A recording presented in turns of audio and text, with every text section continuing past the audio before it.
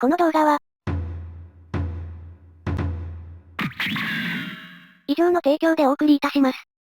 しばらく、期間が空いてしまったけれど、注意書きもリニューアルして戻ってきたよ。しっかり会話に刻みつけて了承してくれた人は、そんな動画にようこそ。日々膨大な数のアニメが春夏秋冬消費される中、当時話題になったあの作品も、気づけば覚えている人を探すばかり。覚えていますか？それでは変わらずゆっくりレ夢ムが、好きなアニメをひたすら推し語っていくだけの動画、久しぶりに始まるよ。今回の作品は、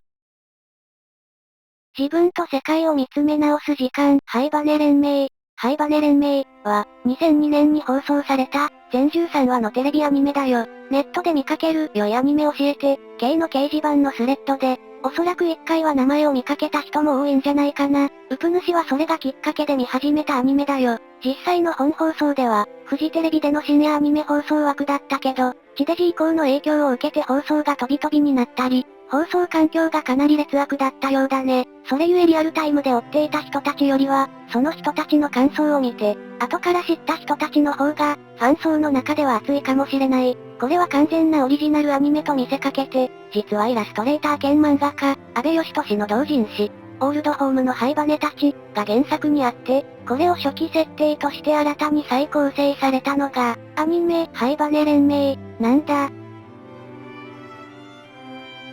舞台は、世界のどこかにある壁に囲われた街、1羽のカラスが舞う何もない空を、一人の少女が真っ逆さまに落ちていた。心配するように鳴くカラスの声に、彼女は目を覚ます。おとなしく腕に収まったカラスを見ながら、少女は徐々に、何も恐怖心を感じない中、自分の状況を理解し始める。カラスは落ちる少女を引き止めようと奮闘するが、少女がやんわり礼を言うと、高い空へ飛び去っていった。少女が落下していく最中に、古びた街並みが目に入る。その頃、頭に後輪を乗せ、背中に羽を持つ黒髪の女性、レキは、家の物置に巨大な繭ができているのを発見する。連絡を受けて、同じような少女たちが繭の元へ集まった。自分たちと同じように新しい仲間が生まれるのだという。出迎えるために部屋の掃除をしていた面々だったが、ほどなくして少女は中で目を覚まし、繭は孵化を迎えた。少女はそうして5人の後輪と羽を持つ生き物、ハイバネと名乗る歴、空、光、かな、ネムと出会い、孵化する前に繭の中で見ていた空から落ちる夢、から、落下と名付けられ、新たなハイバネとして迎え入れられた。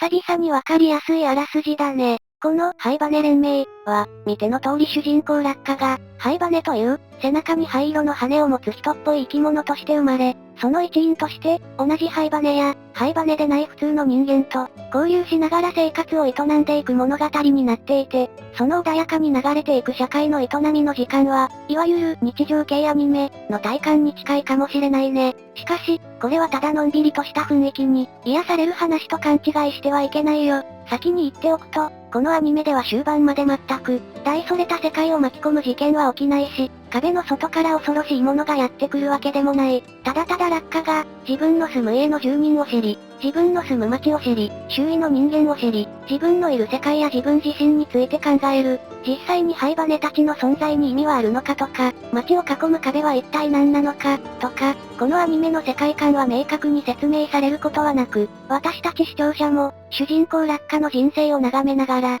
一緒に同じように、なんだろう、と考える、そんなアニメなんだ。こう言うと頭使わなきゃいけないのか、と思われてしまうが、この作品は与えられる情報が少ない、だけで、必ずしも深く考えることを強制する物語ではないんだけど、本編で明かされる設定が実際めちゃくちゃ少ないので、この点においてどうも好き嫌いが分かれているみたいだね。ウプ主はかなり好きなタイプです。1クールでさらっと見られるしね。それでも勧めるのは、知る人ぞ知るものでありながら、簡素な情報と素朴な世界の人間関係で、壊れそうなほど繊細な物語を紡いでいるからなんだ。今回取り上げるハイバネ連盟は、今までの話とは、さらに違う意味で内容を語りづらい、アニメで、なぜかというと、作品内で取り上げている問題が、本当に細やかで根本的なものだから、何気ない日常が続いていく中、ある段階でふっと、人の内面の奥底にゆっくり沈み込み始める物語なので、無粋に文章で説明するとすぐ終わってしまうんだ。なので、人によってこの作品が合わないのはわかるし、ぶっちゃけ進める側としてもエンターテイメント、としては進めないよ。本当に大っぴらなことは一切起こらない展開なので、娯楽作品として主張すると、裏切られると思うから、なのでここでは、本編をリスペクトして、細々とその世界観の一端を紹介していくよ。そもそも、ハイバネとはどういった生き物なんだろうか？頭に輪っかを乗せ、背中に灰色の羽を生やしたその姿は、まるで天使のようだけど、その羽は小さく非力で、動かすことはできても体を浮かせて飛ぶことはできない。輪っかは、最初から彼らの頭にあるわけでもなく、生まれた時に仲間たちから授けられたもの。人間と同じ言葉を喋り、同じように食べたり飲んだりし、仲間を支えるために街の中で人間に混じって働くけど、羽を持ち、眉からある程度育った姿で生まれるハイバネは、やはり人間と同一視はできない異質な存在だ。グリの町、という壁に囲われたすり鉢状の町で、ほんの少しだけ生まれてくるハイバネたちは、まず生まれてくる前に見ていた夢から名前を付けられる。これはハイバネに課せられた数々のしきたりの一つで、ハイバネ連盟、という特別な組織によって彼らは保護され、申請しの手続きや、困った時の支援を受けられる。金銭をもらってはいけないというしきたりから、配布される手帳を通過代わりに、ハイバネは必要な品を買う。また、ハイバネは人間の使い古し以外を使ってはならない、しきたりから、彼らの住居はオールドホームと呼ぶ古い学校や、寄宿舎であったり、錆びれた廃工場だったりする。その他の服や家具の日用品も人間がかつて使っていたお古だ。グリの町では、ハイバネよりも圧倒的に一般的な人間が多い。ハイバネは人間たちに混じって生活し、人間もまた好意的に受け入れ、壁の中にある隔絶された町の中で共存している。ぐるりと一面に配された丸い壁は、ハイバネが触ることを禁じられているが、人間たちもまた、この壁から外に出ることは禁じられている。壁はハイバネたちを悪いものから守ると言われているものだが、近づいて触ってしまうだけでも罰を受けてしまう。壁の外とグリの街を自由に行き来できるのは、トーガと呼ばれる違法人の交易人の他には、空を飛んでいける鳥しかない。トーガは外からの商品をグリの街へ売りに来るが、グリの街では会話を禁じられており、ハイバネ連盟で交易を司る足が、代わりに独特の手話によってトーガと意思疎通をする。この手話がどこから来たものなのか、住人たちには分かっていない。だから、この壁の向こう側に広がる世界がどのようなものなのかは、人間にもハイバネにも、直接誰かから聞けないため、誰も知らないのだ。これがおおむね1、2話の時点でわかる世界観設定なんだけど、これらの周囲を壁に囲まれた街、や、その壁を越えることができる鳥、ハイバネの街に生まれる以前の記憶を失う、などの設定には、1985年に出版された村上春樹氏の長編小説、世界の終わりとハードボイルド、ワンダーランド、からの、強い影響があるのを、原案の安倍先生本人も認めているよ。これは話の設定部分だけでなく、本編のサブタイトルの3つの単語が連なっている付けられ方も、おそらくリスペクトと思われるよ。ただ、この小説では街や主人公たちの秘密が明確に解かれるけど、ハイバネ連盟では街、鳥といった要素はあくまで象徴的な役割に、言及するにとどまっているのが大きな違い。特にこの作品において鳥、元イカラスという存在には、作中でもハイバネが忘れたものを運ぶ役目がある、と言及され、落下の夢から始まり、ハイバネとして生きる道のりにおいて、非常に重要なアイコンとして登場し続けるよ。そして、この落下にとっての鳥の役目が、彼女にとって何だったのかが明かされた時、このグリの街において誰が鳥であったかを示し合わせるように物語は、主人公落下の成長とともに、徐々に落下から焦点を外れ、ある登場人物へスライドしていく。これは恐ろしく自然に緩やかになされ、また前話見た後だと、驚くほど当然の帰結だとわかる展開なんだ。この点は本当にこの作品独特の味わいで、ある種視聴者に物語らしくない、と思わせる部分、初見時はかなりびっくりした仕掛けだったよ。やってること自体は特別なことではないはずなんだけど、なんでだろう、あまりにもナチュラルだったからかな。この灰羽連盟という作品の中では、人間と灰羽は同じ生き物ではないけれど、かといって、違うからどちらが上という世界ではないよ。街では灰羽は神様から祝福を受けた存在、という言い伝えはあっても、その信用は個人感情程度で、街で特別崇められたりするわけではない。大っぴらなことは起こらないと言ったのは、この世界観で、浮き沈みの個人差はあっても、大きなコミュニティ同士が、ぶつかって揉めるような展開がないのも大きいね。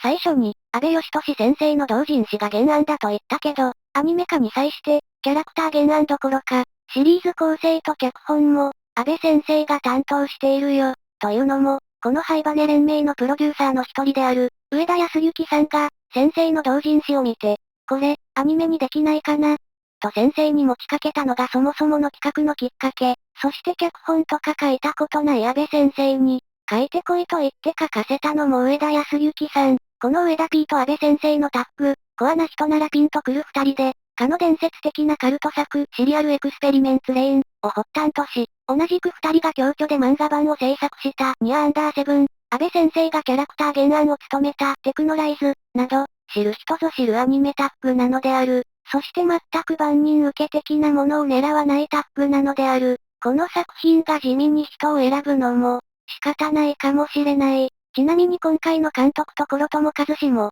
いくつか携わっているよ。他のタッグ作品よかは随分食べやすくて進めやすいんだけど、なんというか、胃に優しい精進料理みたいなアニメなんだよな。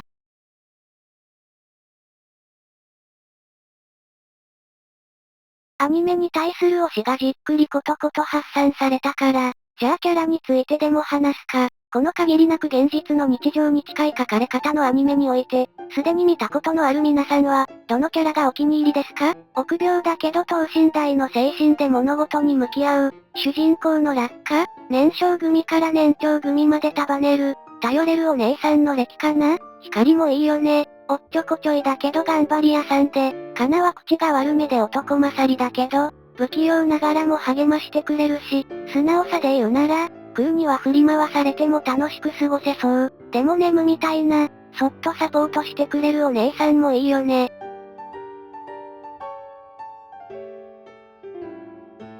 一人選べって言われるとウプ主は困ってしまうんだけど、キャラだけでなくデザイン面でも好きなのは歴だな。もともと安倍先生のキャラデザが好きで、落下のような、吉俊デザイン、も良さが詰まってて捨てがたいんだが、歴のこの、絶妙な顔の塩梅と言いますか、特に目のバランスっつうか表情に、めっちゃ安倍先生を感じて、グッとくるキャラデザしてるんですよね。個人的に、安倍先生のキャラを見てる、って感じがあるんだよね。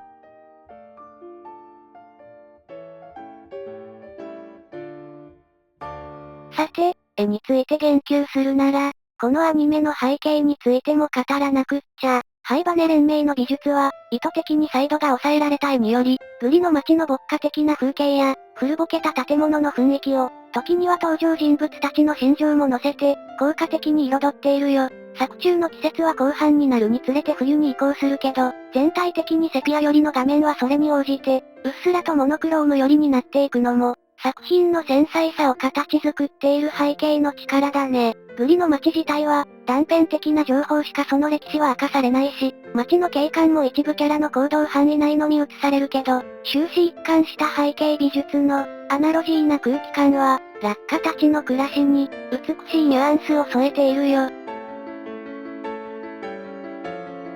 また、このアニメの評価を同じく支えているのが、音楽、ガメラ、や、ガンダムウィング、など往年の作品から、ワンダと巨像、などゲームでも知られる、大谷講師の、過激さを切り離した、非常に素朴で情緒的なテーマの数々は、落下が街での様々な経験から学んでいく、精神的な歩みの機微すべてを、より霊的なものに仕上げ、それでいて街や人々の持つ、温かみある雰囲気も担っている、完成度も評価も非常に高い劇版になっているよ。灰羽連盟では、これらが収録されたサウンドトラック、羽の音、のほか、アウトトラック集、プチの音、や、エンディングを歌う伊藤真澄と、ザバダックのボーカルで知られる上野陽子による、イメージアルバム、聖なる象形、が発売されているので、手が出せるなら、これらはマストバイアイテムだね。イメージアルバム以外が、入手困難なのが悲しいとこなんだけどね。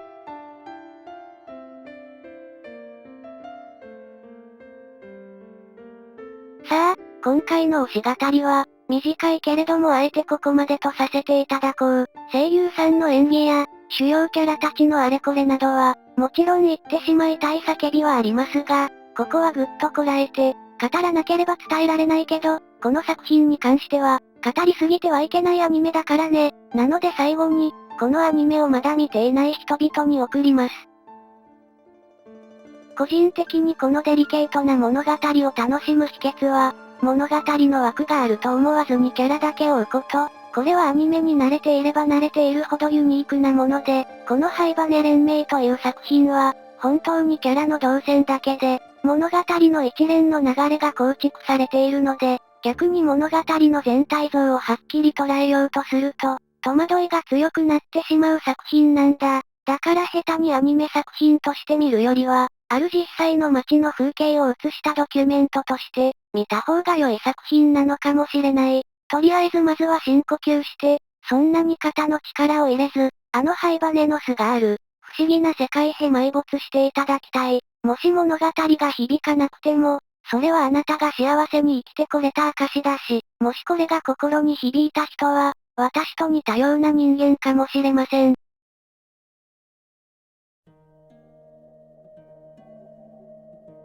それではまとめに入ろう。今回の推しポイントをオープン。日常に紡がれる、精神の素朴で繊細な物語。阿部寛と上田康之プレゼンツの独特なアニメーション。世界に魅惑させてくれる背景美術と音楽。この作品を一言で言い表せ、と言われたら、私はカウンセリングアニメ、と答えます。見る抗うつ剤、と称されるアニメが世の中にはありますが、ハイバネ連盟で行われているものは、まさしくカウンセリングで、それはこちら側に訴えかける強いメッセージではなく、彼ら自身の現実を過ごしていくキャラたちの箱庭を、客観的に眺めたり、出した答えに何を思ったのか、自分の人生に照らし合わせていく行動が、このアニメから視聴者に求められている、唯一の作業です。作者から答えを引き出すのではなく、この作品の答えはあなた自身から引き出されるのです。それはとても現実的で、目を背けたくなる作業だと思います。あなたにとってはさまつでつまらないものかもしれない。でも私にとっては、それが何とも大事にしたい、華奢でキラキラ輝く、ガラス細工のような時間なのです。それではここまでのお相手は、ゆっくりレ夢ムでした。また次のアニメ推しで会いましょう。